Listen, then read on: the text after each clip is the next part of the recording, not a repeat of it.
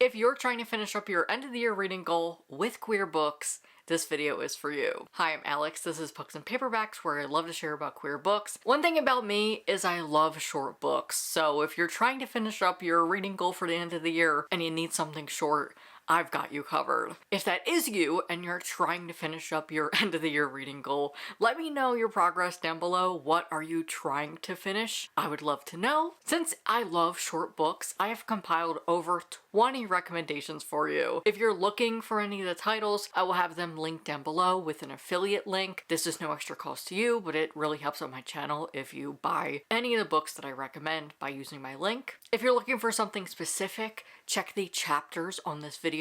I will be recommending short nonfiction, poetry collections, novellas, and graphic novels. Let's get into it, starting with short nonfiction. I always have to recommend the Pocket Change Collective. Penguin Teen has a series of short nonfiction, usually memoirs, and they all have a different subject. Escape for Your Life by Leo Baker is one of my personal favorites. It is about a trans pro skater. The New Queer Conscience by Adam Ely. This is a queer manifesto about queer responsibility. The blurb says, "We're not alone. In fact, we never were, because if you mess with one queer, you mess with us all." This is a fantastic introduction to the queer community for allies and queer people in general. Beyond the Gender Binary by Alok Vadmenon talks about the gender binary and deconstructing our view of gender. They also answer questions about transness and how we can deconstruct the gender binary. Continuum by Chellaman is another short memoir. This is about transness.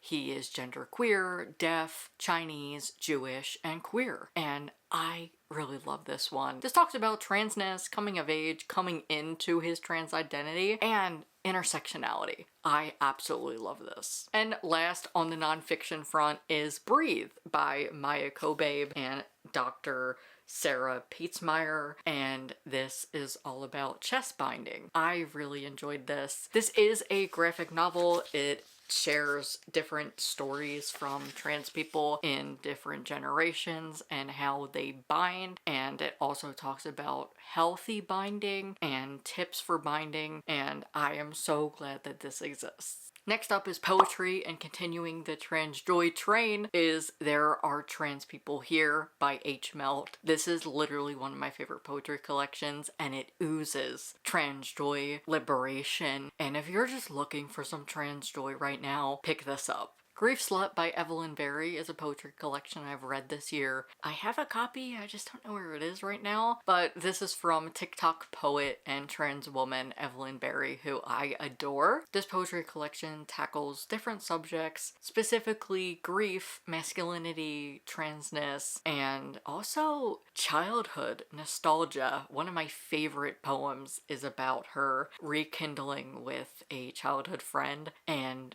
the feeling that I got from that poem was so great. Nostalgia is such a great feeling, and if you have a childhood best friend, I think you'll really resonate with that poem. I love Evelyn's poetry as she recites it on TikTok. I was so glad to finally pick up her work, and I love Grief Slut. Nature Poem by Tommy Pico follows Teebs, a young queer Native American poet who refuses to write a nature poem. Because of the history and the colonial white ideas of natural, this brings him to explore more about his heritage as he gradually learns how to interpret constellations through his own lens, along with human nature, sexuality, language, music, and Twitter. He reckons with the history of his people, the genocide, and centuries of disenfranchisement. He learns how to have faith in his voice. I love this poetry collection, and as I'm pitching it to you, I deserve a reread. And last is Falling Back in Love with Being Human by Kai Chen Tom, literally one of my favorite authors. She's a Chinese-Canadian trans woman who I adore, and this is a whole poetry collection of love letters, and some of them are hate letters. This is Letters to Lost Souls, and she is writing love letters to people she hates and people she loves. If you are pent up with rage right now, I think this is the perfect read. It has love and joy as well as a lot of anger. Next up is my favorite, novellas. As we go into December with the holiday season, and on the northern hemisphere we switch into winter, if that even exists anymore, I have to include This Winter by Alice Oseman. If you are a Heartstopper lover and you just want to read about Nick and Charlie on Christmas, this. Pick it up. If you just need some joy on Christmas Day, this does talk about ED and recovery, so trigger warning for that. But overall, this is pretty joyous just seeing these characters on Christmas, but there is some conflict still. Once Ghosted, Twice Shy by Alyssa Cole. This is a second chance romance with royalty vibes following Fab and Lakotsi. Fab has ghosted Lakotsi. They end up running into each other and Fab wants to explain, so they talk over tea, and there is some sexual content. I really enjoyed this. I read it very quickly. This is perfect for a 24-hour readathon if you are on a commute. I think it's good, but also if you just want something short and sweet. This is a healthy relationship and I enjoyed the way that they communicated. If you're looking for a portal fantasy, may I recommend Finna by Nino Cipri. When an elderly customer at a big box furniture store similar to IKEA slips through a portal into a multi-dimension, it is up to the 2 minimum wage employees to track her down across the multiverse and protect their company's lines. And the catch? They just broke up, so they get a lot of time to work things out.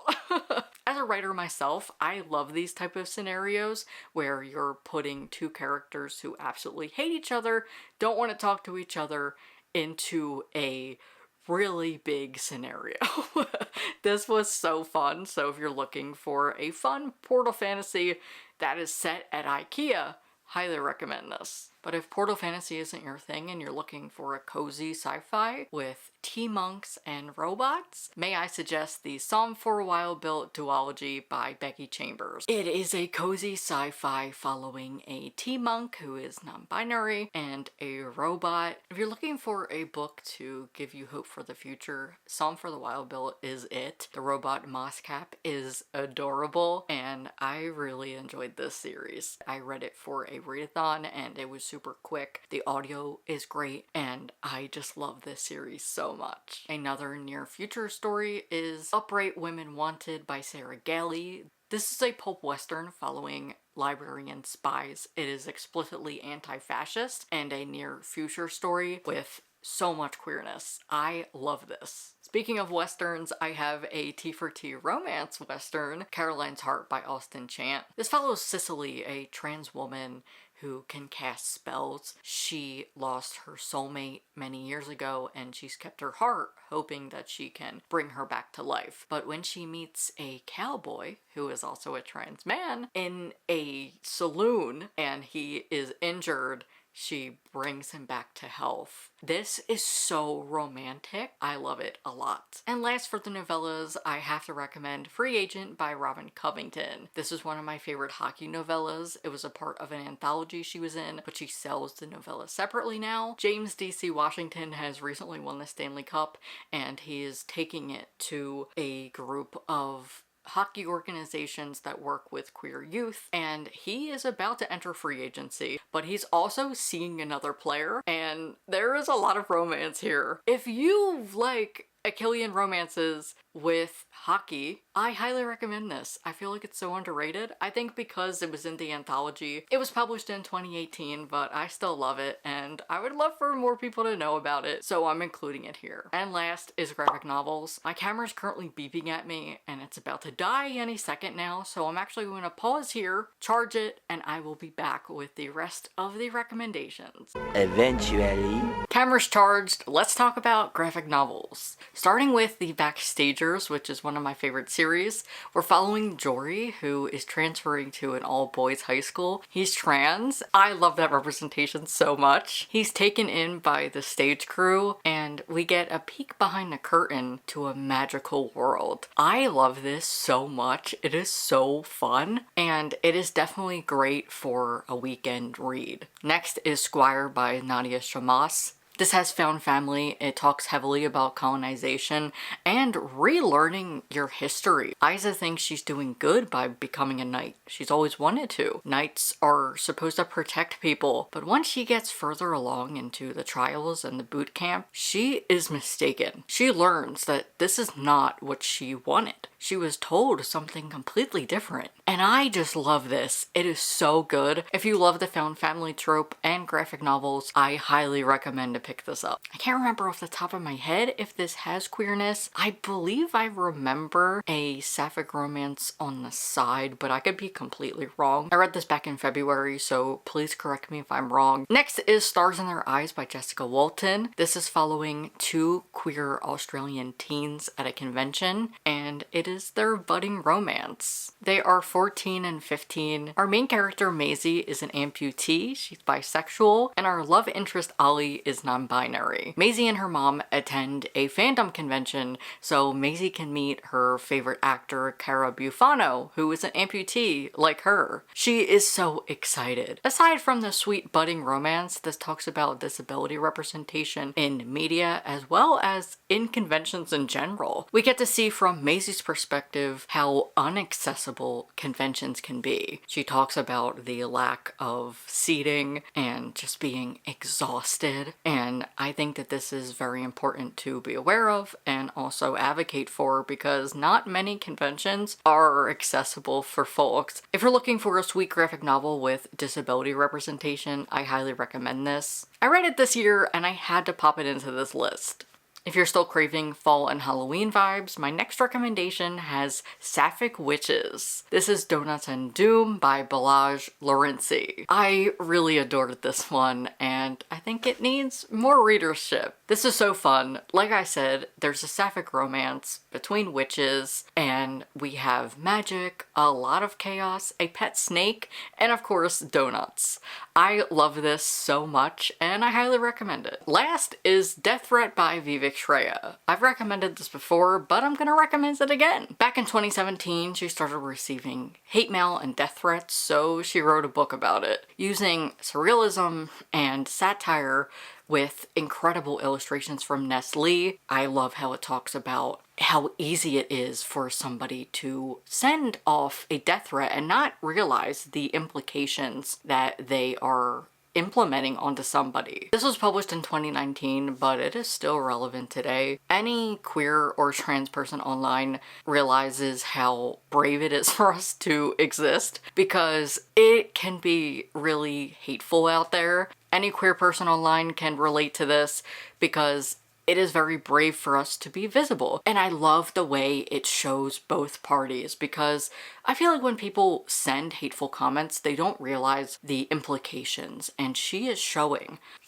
how it is affecting her. But then she's also trying to sympathize with this person and just asking, why do you hate me? Why are you taking time out of your day to send me this hate mail? I think it is so powerful and such an important read, and those are my short book recommendations to help you crush your reading goal. I hope I could help. Best of luck to you as we end the year. Like I said at the beginning, the book titles will be down below, as well as affiliate links. They're no extra cost to you, but if you use my links, it really helps out the channel, as well as leaving a like on this video and a comment. Let me know what your reading goal is for the end of the year, if you have finished it, or anything about your end of the year reading goals. I would love to know. Thanks so much for watching, and thank you to my patrons for their continuous support of the channel. And if you would like to support my channel further, I am taking tips on Ko-fi and my Patreon. If you enjoyed these book recommendations, I post book recs a lot. Here is a playlist, and I'll link my most recent book recs video. Thanks again for watching, and I hope to see you in my next one soon.